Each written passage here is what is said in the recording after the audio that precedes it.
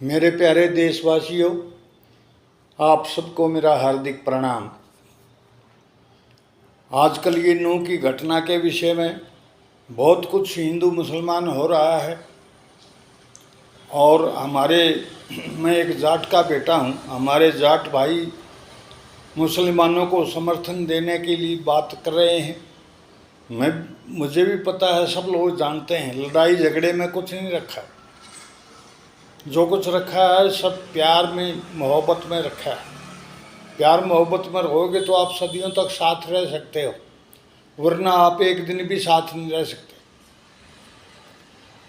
देखिए, मैं अब ज़्यादा मुझे पॉलिटिक्स में, राजनीति की बातों में पढ़ने की ज़रूरत नहीं है, लेकिन आपको मोटी सी बात बता देता हूँ। सबसे गलती तो हमारे जो पुराने राजनीतिक नेता थे, जिनको हम राष्ट्रपिता तक कहने के लिए तैयार हैं, कह रहे हैं, महात्मा गांधी जैसे, ऐसे नेताओं ने तो हमारा देश को बंटवारा किया। नेहरू ने भी बंटवारा करवाने में नेहरू का भी पूरा हाथ था।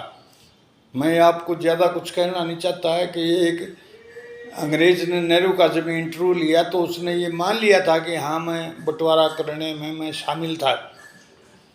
तो आप वो पुरानी वीडियो तो आप देख नहीं सकते, कहीं है नहीं, लेकिन ये सबूत हैं, ये बातें सच हैं। सबसे पहले तो जो है कमी हमारे आदमियों में रही है, और हमने जो है ना इनका पाकिस्तान बना के इनको सौंप दिया। किनको सौंप दिया? मुसलमानों को। लेकिन कितने मुसलमान वहाँ पर गए, ये एक देखने योग्य बात है। जैसे नथुराम गोडसे ने अपने मुकदमे में यही कहा था कि ये आर पार हो जाना चाहिए था, ये काम सारी उस समय ही क्लियर हो जानी चाहिए थी। ये राष्ट्रपिता महात्मा गांधी की कमी थी। जब ये देश बनवा ही दिया था तो सारे मुसलमान ही जाने चाहिए थे और सारे हिंदू इधर आने चाहिए थे, लेकिन ऐसा नहीं हुआ। ये कह के हम जो है बड़े नरम दिल हैं, बड़े सहनशील आदमी हैं, और जो सब कुछ मारकाट भी हुई और हिंदुओं की कितने लाखों करोड़ों हिंदू मारे गए, और फिर भी हमने ये बला यहाँ पर रख ली। ये मुसलमान भी यहीं रह गए, इनको जाने नहीं दिया गया। उल्टा हिंदू अगर मस्जिद में चले गए तो उनको कहा गया कि इनको निकालो, तो हिंदुओं को मस्जिदों से निकाला गया था। बहुत सी बातें हैं जो कह सकते हैं हम, लेकिन मैं कहना नहीं चाहता। आप आगे बढ़िए भाई, आप सोचिए, जब ये मुसलमान यहाँ रह गए हैं तो इनका क्या फ़र्ज बनता है? इनका फ़र्ज बनता है कि हमारे हिंदुस्तान को, हमारे भारत को ये देश समझें, लेकिन ये लोग नहीं समझते। ये जिस देश में भी रहते हैं, ये कहीं भी रहते हैं, सब जगह इनको सिर्फ एक शब्द है, अल्लाह। अल्लाह के सिवाय ये किसी और कुछ मानते ही नहीं। जो कुछ है अल्लाह है इनका, कोई देश नहीं, कोई कुछ नहीं, इनके आगे कोई मतलब नहीं है। कभी ये लोग, मैं आपको सच बात बताता हूँ, आप कहते हैं कि ये बड़ी अच्छी अच्छी बातें, लेकिन अंबेडकर साहब ने भी जो इनके बारे में असलियत पता थी। आप अंबेडकर साहब की किताब पढ़ के देखियो, पार्टीशन ऑफ इंडिया या पाकिस्तान, ये एक किताब लिखी हुई है उन्होंने, उसमें सरेआम सारी बातें बता रखी हैं। उन्होंने 10 विचार तो अपने ऐसे बता रखे हैं कि जो इन मुसलमानों पर सही फिट बैठते हैं। जैसे नंबर 1 तो ये है कि कभी ये जो है दोस्त नहीं हो सकते। ये मुसलमान कभी हिंदुओं के दोस्त नहीं हो सकते। ख़ास तौर से जो इनकी कुरान शरीफ में जो शब्द डाले हुए हैं जो गलत हैं, जैसे काफिर, किसको कहते हैं काफिर? जो इस्लाम को नहीं मानता उसको काफिर कहते हैं, और उसको कहते हैं मारो इनको, ये मारने के अधिकारी हैं। और ऐसी वैसी मौत नहीं, सता सता के मारो। क्या यही इनका धर्म यही कहता है? इस्लाम धर्म यही कहता है? यही इंसानियत है इनके अंदर? तो ये ऐसी ऐसी बातें मानते हैं। ऐसा क्यों है? इनमें बहुत सारी कमियां हैं। मैं कितनी कमियां गिनाऊँ आपको। ये पहली बात है, ये किसी के दोस्त नहीं हो सकते। ये लोग जो है मुसलमान कभी देशभक्त नहीं हो सकते। आपको ये सच्चाई बता रहा हूँ मैं।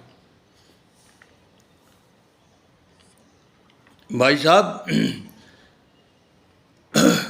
भारत में इनके रहते हुए कभी भी शांति नहीं होगी, आप देख लेना। ये कभी भी भारत में किसी भी तरह का जिहाद छेड़ सकते हैं, जैसे आजकल छेड़ रहे हैं, गजवाए हिंद, फलाना हिंद, वो क्या क्या काम नहीं कर रही है, लाओ जिहाद, फलाने जिहाद, ये सब छेड़ रहे हैं। ये काम है इन लोगों का, ये करेंगे। कभी ये अपनी आपकी हिंदुओं की जो है सरकार को पसंद नहीं करते हैं ये लोग, चाहे ये कोई भी हो, गांधी हो चाहे कुछ भी हो। हाँ, एक गांधी परिवार को छोड़ के बाकी किसी की सरकार को ये पसंद नहीं करते। ये मुसलमानों के खास विचार हैं इनके। और ये उसने डॉक्टर अंबेडकर ने बड़ा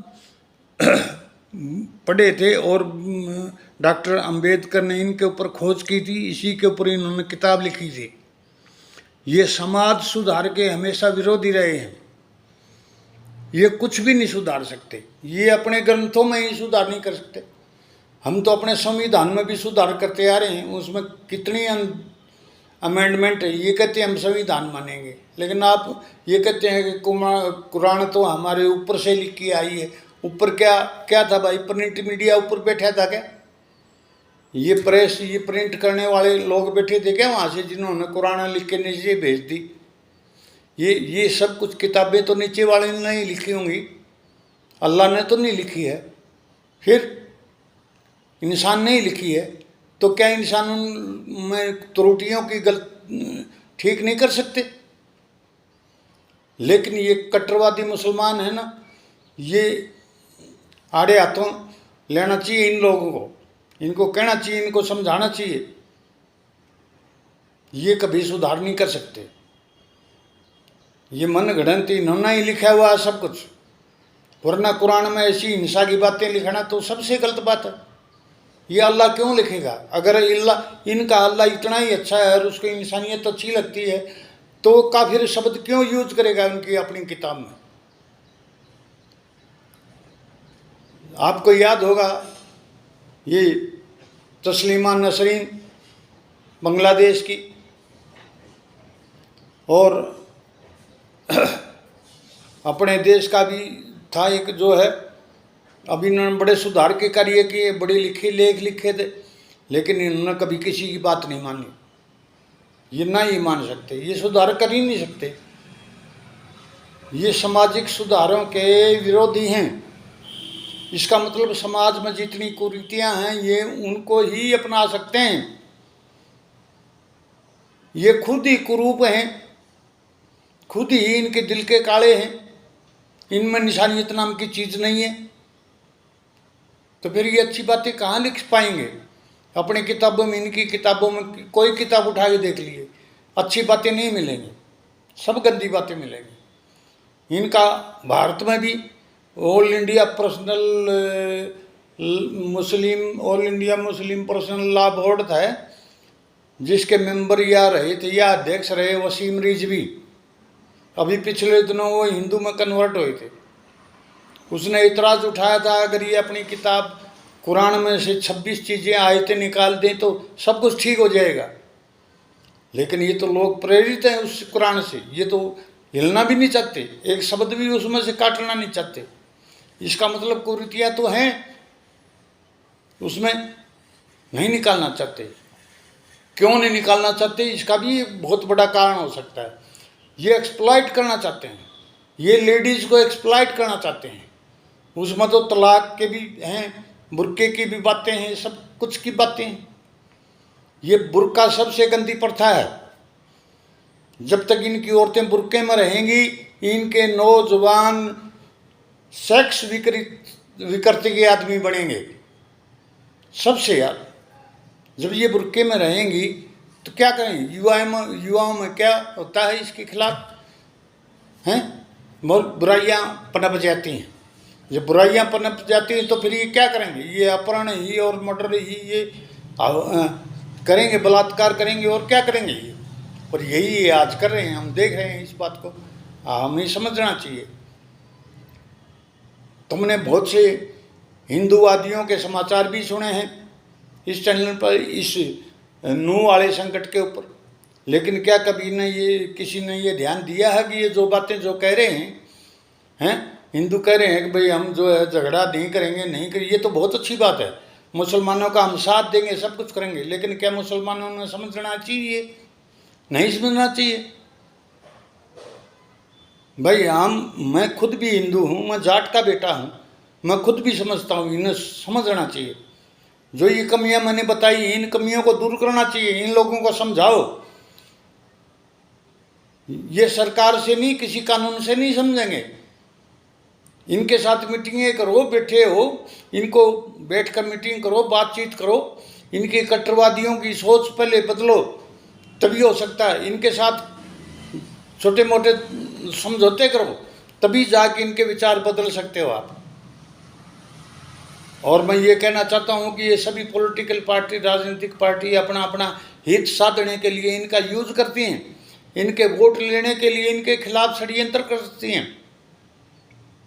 कांग्रेस ने तो किया ही ऐसा है, जब से आज देश आज़ाद हुआ तब से कांग्रेस तो बैठी ही इनके सहारे थी, लेकिन अब कांग्रेस की पोल खुल रही है। अब देख लीजिए, जनता समझ रही है कांग्रेस के रोल को, ये खुद मुसलमान भी समझ रहे हैं क्या प्रगति की है इन मुसलमानों की, क्या विकास किया है इनका। ये इनके मदरसे बंद नहीं कर सकी कांग्रेस 75 साल में, क्या किया है इसने? जिस मदरसे में जो है ना अच्छी पढ़ाई होती ही नहीं, सिवाय कट्टरपंथी के और कुछ भी नहीं, उसी से जन्म लेते हैं इनके लोग। ऐसे गुंडागर्दी में और इसमें क्या है, अपराधी में अपराध करने में सबसे तेज होते हैं ये। क्यों? सिर्फ यही कारण है। दूसरा, औरतें बिला जितना मर्जी आए बच्चे पैदा करो, सिर्फ इसलिए कि हमारा राज हो जाए, हमारा जो है ना इस्लाम धर्म का राज हो, हिंदुस्तान भी जो है ना ये भी इस्लाम का देश बन जाए 47 तक। क्या बात करते हो आप लोग? ऐसा हो सकता है? अगर सारी दुनिया में सबसे बड़ा और सबसे अच्छा धर्म है तो सनातन धर्म है, और उस सनातन धर्म के ही अंश हैं हम हिंदू। हिंदू जो है ना कोई धर्म नहीं है। ये लोग, इनको ये बात भी नहीं समझ में आती। हिंदू तो एक जीवन बिताने की पद्धति है, जीवन जीने की पद्धति है। उसमें ऐसी ऐसी अच्छी अच्छी बातें हैं जो इनके धर्म में है ही नहीं। इनके धर्म तो जब हिंसा ही आ गई, ये धर्म कहाँ हुआ? अरे हमारे धर्म तो चींटी को मारना भी जो है पाप माना जाता है। और ये जिसको हम पूजते हैं, हम हिंदू जिस गाय को पूजते हैं, ये उसको काटते हैं। बताओ ये कहाँ के इंसान हुए?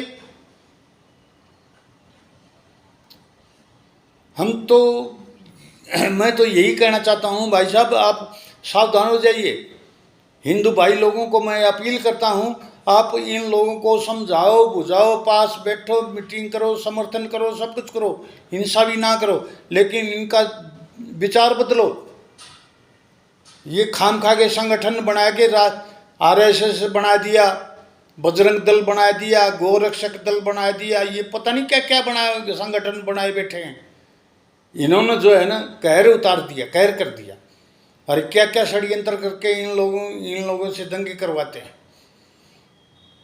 पहले कभी नहीं शोभा यात्राओं पर पत्थरबाजी हुआ करती थी, लेकिन जब से ये बीजेपी सरकार आई है तब से ये काम शुरू हो गया हिंदू और मुसलमानों के बीच। मैं अच्छी तरह से मैं ये कह सकता हूँ, ये मान सकता हूँ, हमारे कुछ हिंदुओं की बातें कि हम मुसलमानों को गले लगाना चाहते हैं, हम लगा भी लेंगे, हम निभा भी देंगे। क्या ये लोग निभा देंगे? इनको खुद समझना चाहिए, इनको आगे आना चाहिए। अब ये जैसे राम मंदिर है, ये तो मुझसे, अब ये ज्ञानवापी है, ये भी मुझसे कोर्ट से, ये क्यों नहीं आगे आके कहते? जब सारे सबूत मिल गए हैं तो क्यों नहीं कहते ये ईमानदारी से आके? अगर इनके अंदर ईमानदारी है तो खड़े होकर कहें हमने आपको दान दे दी। वैसे ही ना दो, दान दे दो, क्या बात है? अब मथुरा में है श्री कृष्ण जी का मंदिर, ये वहाँ पे रोड़ा पड़ेगा और कुछ नहीं। यही झगड़ा चलता रहेगा, कोर्टों की बाट में 100 साल बीत जाएंगे, क्या फायदा है? क्यों नहीं कह देते ये आप वहाँ कृष्ण के बुला ले। एक ही बात उठाते हैं, 1991 में एक ये पूजा स्थल का एक्ट आया था। क्या पूजा स्थल का एक्ट है? जब वहाँ सबूत मिल रहे हैं तो वो पूजा स्थल का एक्ट तो वो अपने आप ही खारिज हो गया, उसकी कोई वैल्यू नहीं है। जब वहाँ सबूत मिल रहे हैं मंदिर होने के, तो पूजा स्थल जो है कहाँ गया हमारा मंदिर? वो मस्जिद क्यों बनी हुई वहाँ पे? मस्जिद को हटाओ फिर को। हमारा पूजा स्थल तो पुराने हिसाब में वो मंदिर था वहाँ पे। तो ये वो एक्ट ही गलत है। ये एक्ट भी कांग्रेस ने लिया हुआ है। सिर्फ कुछ नहीं, कांग्रेस ने भी, ये भी हमेशा मुसलमानों की सपोर्ट में रही है, लेकिन इनका कल्याण नहीं कर सकी। ये मदरसे नहीं बंद कर सके जिनमें इनके बच्चों को गलत एजुकेशन दी जाती है। ऐसी बीजेपी सरकार है। बीजेपी सरकार कौन सी कम है? सबसे ज़्यादा षड्यंत्र हो रहे हैं अब हिंदू मुसलमानों के। बताइए, ये आधी कच्छी वाले, आधी निक्कर वाले, ये हमेशा आरएसएस के सबसे गंदे आदमी है। और मोहन भागवत जैसा बेवकूफ आदमी है ही नहीं। वो ये समझता मैं ही हूँ सब कुछ। वो जानता क्या है? ये बजरंग दल, ये गोर, ये इसी के बनाए संगठन बना दिए न, किस ये उत्तों के संगठन बना दिए। पहले तो कांग्रेस ने कहते थे ये कम नहीं है।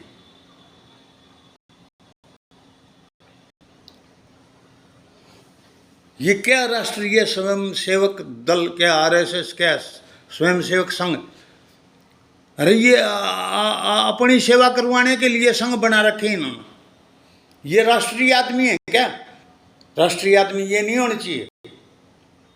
हमारे देश में राष्ट्रपिता गांधी जैसे आदमी राष्ट्रपिता कैसे हो सकते हैं, जिन्होंने इस देश का बेड़ा गर्क कर दिया? ये तो अखंड भारत था, इसमें सारे देश थे इसमें शामिल।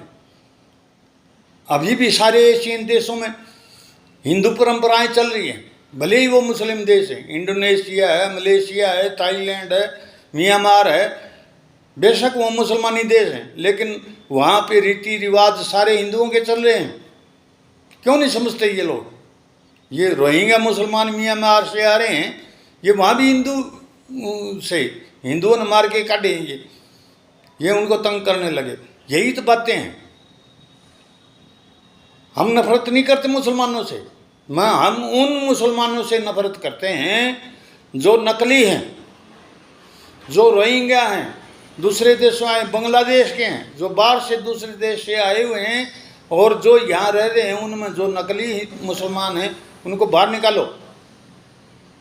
ये काम तो आज नहीं तो कल करना पड़ेगा। जब तक आर पार की नहीं लड़ाई लोगे इनके साथ, तक कामयाब नहीं होगे।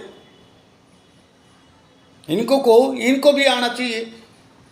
इनकी खुद की अच्छाई के लिए ये जरूरी है, इन्हें खुद ने अपना अड़ोसी पड़ोसी जो भी नकली मुसलमान है उसका सरकार को बताना चाहिए कि इसको निकालो यहाँ से।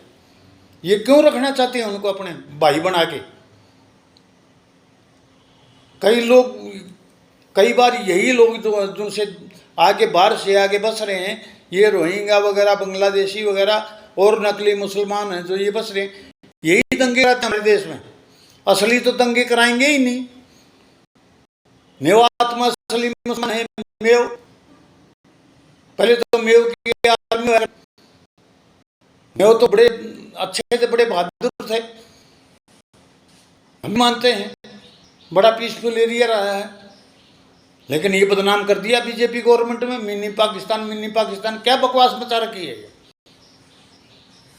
ऐसी बीजेपी सरकार को उठा के फेंक दो यहाँ से। ये खट्टर सीएम बना दिया, पाकिस्तानी गधा। ये गधों का व्यापार करते थे, पूछो इसने, मेरे सामने ले आओ, मैं पूछूं इसके दादा क्या करते थे, कहाँ से आई है? पाकिस्तान से आया कि नहीं? यहाँ आके चौधरी बन के बैठ के क्या नहीं कर पाया? 2016 में जाट आरक्षण में सारा हरियाणा जला के रख दिया इसने, जाटों को बदनाम करने के लिए। जाटों का प्रभुत्व तो रहेगा हरियाणा में, ज़्यादा है तो प्रभुत्व हमारा रहेगा। लेकिन ये इतने जलनशील हैं, इनको और किसी की जो है ना वो पाती ही नहीं। ये सोचते हैं बीजेपी जो ना हर राज्य में शासन करे, ऐसा नहीं होगा। ये बीजेपी अपने दिमाग से निकाल दे। ये स्ट्रक्चर्ड गवर्नमेंट कब तक चलेगी? ये जबरदस्ती बनाई हुई सरकार है, ये कब तक चलेगी? ये मोदी को ले आए। मोदी क्या है? ये स्ट्रक्चर्ड मुसलमान वो जो प्रधानमंत्री है। पुलवामा करा के तो ये प्रधानमंत्री बना था।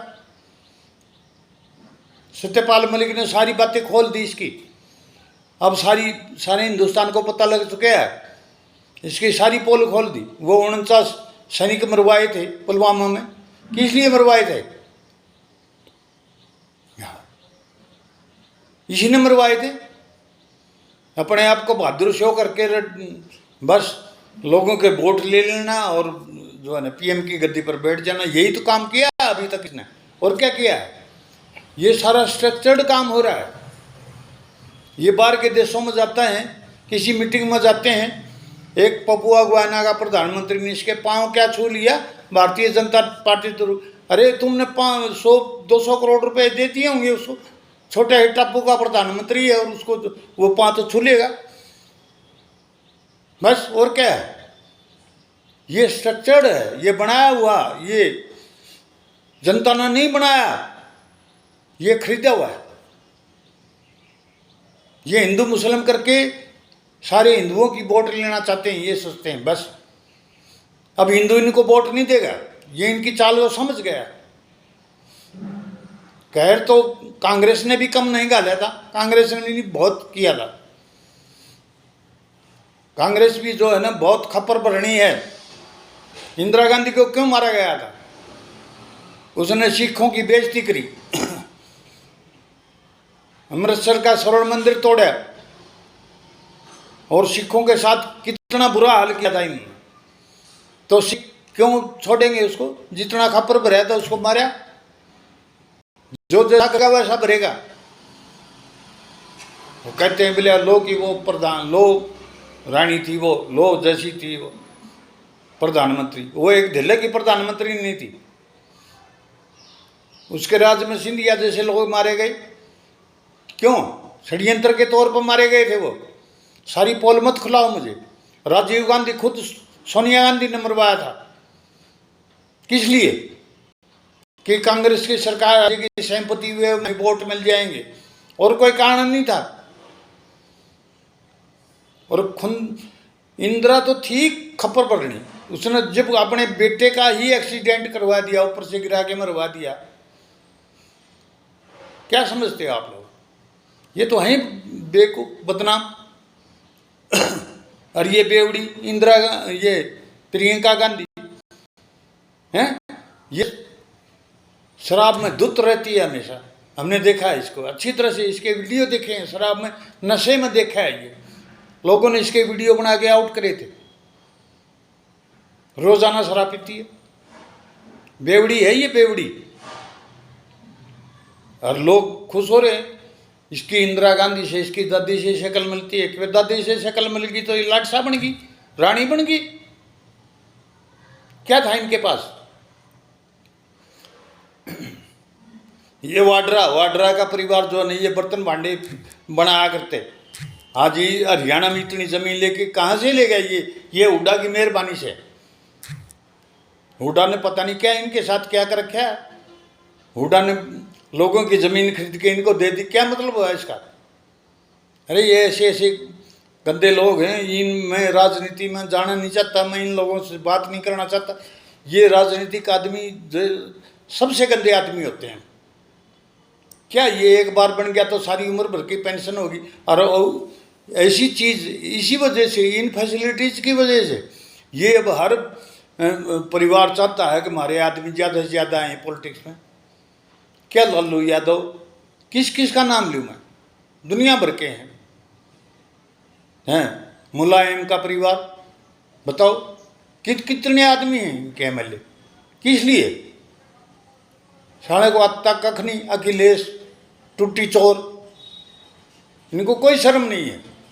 ये जो गठबंधन जो ये इंडिया का बनाया है, ये गठबंधन नहीं है, ये तो लूट का गठबंधन है।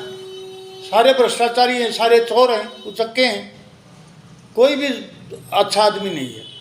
मैं तो ये नहीं कहता कि मोदी भी अच्छा होगा, हैं? आप सबकी नज़र में अच्छा हो सकता है, मैं भी मान लूँगा, देश मान रहा है तो हम भी मान लें, कट जाओगे भाई, लेकिन अच्छा नहीं है, ये स्ट्रक्चर्ड है। 24 में भी दिखाऊंगा मैं, ये आपको स्ट्रक्चर्ड के हिसाब से आना चाहिएगा। ये दंगे करवा के आगे आएगा, उसी को स्ट्रक्चर्ड कहते हैं। जो बनावटी तरीके से आए, जो पीछे से आए, सामने से नहीं आ सकता, ये कभी नहीं आ सकता। ये तो गया, समझो। इसने नू वाले ने जाटों को बदनाम करने की कोशिश की है, पहले भी 3-4 बार बदनाम की है जाटों को। 2016 में जाट आरक्षण में, 2018 में राम रहीम के उसमें मुकदमे में दंगे करवाए थे पंचकुला में। उससे 15 दिन पहले तो ये 50 लाख रुपए उसको जो है गिफ्ट दे के आए थे। क्या है भाई साहब, देश ऐसे नहीं चल सकता। देश चलेगा आर पार की लड़ाई में। जो नकली मुसलमान हैं इस देश से निकालो, शांति रहेगी जिंदगी भर। असली मुसलमान दंगे नहीं करेगा, कभी नहीं करेगा। असली मुसलमान को गले लगाओ, हम भी चाहते हैं, लेकिन नकलियों को बाहर निकाल के बाहर करो। क्यों नहीं करता ये?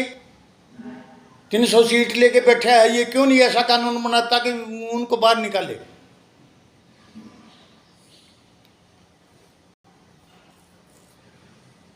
ये ऐसी बहुमत की सरकार हो तो सब कुछ हो जाए। अरे मैं नहीं कहता ज्यादा बातें, आप मेरे को 1 महीने की कमांड दे दो, मैं निकाल के दिखाता हूँ इनको। मैं सारा काम करके दिखाता हूँ, मैं सुधार करके भी दिखाता हूँ, मैं इनको मना के भी दिखाता हूँ। मैं इन मुसलमानों को हाथ जोड़ के मना सकता हूँ। मैं हाथ जोड़ना कोई बुरी चीज नहीं है। मैं आज भी कहता हूँ, मैंने जाटों को भी कहा है, तुम इसके समर्थन में जाओ तो, लेकिन कुछ शर्त करो, शर्त रखो। अब भी मैं कहता हूँ, हम हिंदुओं को चाहिए कि मैं इनके साथ मिलजुल के बातें करें, बैठ के बातें करें, वो भी अपनी शर्त रखें, हम भी अपनी शर्त रखें, और उनकी आपस की मानेंगे तो शांति क्यों नहीं होगी? बातचीत से सारी बातें संभव हो जाती हैं, सब जगह हो जाती हैं। दो देशों के झगड़े इसी तरह मिटते हैं। और ये तो हमारे घर की बात है। हमारे देश में अंदर आपस में बातचीत करके हम आपस में आप मान नहीं सकते भाई, तू मेरी बात मान ले, मैं तेरी मान लूँ, बस यही तो है। ले मैं करके दिखाऊं, लेकिन हम ऐसे आदमी नहीं है ना। हमको कौन समझता है? आप अच्छे अच्छे सुझाव देंगे, उसको भी नहीं मानेगी सरकार। ये खट्टर जैसे बैठे, इनको क्या पता? सरकार ने कभी वैज्ञानिकों की बात नहीं सुनी, कभी बुद्धिमान आदमियों को वेटेज नहीं दी आज तक। ये इंटेलेक्चुअल तबका जो है ना, इसको तो ये इग्नोर रखते हैं। बस मैं आपको कितनी सच्चाई बताऊं। मैंने सन 88 में चौधरी देवलाल को सुझाव दिया था और उसने माना, उसका भी धन्यवाद का लेटर आया। और उसकी सरकार में जो वित्त मंत्री थे, मिनिस्टर, वो सुरमान अंबाड़ के, उनका भी मेरे पास थैंक यू लेटर आया। लेकिन वो सरकार बेचारी 1.5 साल चली। क्यों? बीजेपी ने अपने सपोर्ट वापस ले ली। फिर कांग्रेस की आ गई। फिर 2004 में जो है ओम प्रकाश चौटाला की सरकार आ गई। चौटाला ने भी मेरे सुझाव को माना था और उसने सिरसा में जाके कहा था हम किसानों की पासबुक बनाएंगे। मैंने किसान पासबुक बनाने का सुझाव दिया था, सरकार ने माना था, देवीलाल ने माना था, चौटाला ने अनाउंस किया था। लेकिन ये पॉलिटिक्स, सियासत ऐसी है, उथल पुथल हो जाए, सरकार उलट पुलट हो जाए, सारा काम कंडम हो जाता है। आज भी उठा के देख लो अमर उजाला उस टाइम का, मेरी खबर आई हुई है। डॉक्टर खरब का आइडिया 13 साल बाद काम आया, जब चौटाला ने जाके सिरसा में अनाउंस किया था। किसानों को पासबुक बनानी चाहिए, लेकिन वो भी भूल गए, बनाई नहीं। वो पासबुक आज तक नहीं बनी, आज तक नहीं सिरे चढ़ी। सबसे बड़ा सुझाव था उसमें, और वो आज भी कामयाब है, आज भी वही चीज़ है। लेकिन सरकार नहीं चाहती, वैज्ञानिकों को और इनको बुद्धिजीवियों को तो चाहती नहीं। ये तो ऐसे आदमियों को चाहती है जो उनकी गुलामी करें, उनके तड़वे चाटें। क्या रखा है?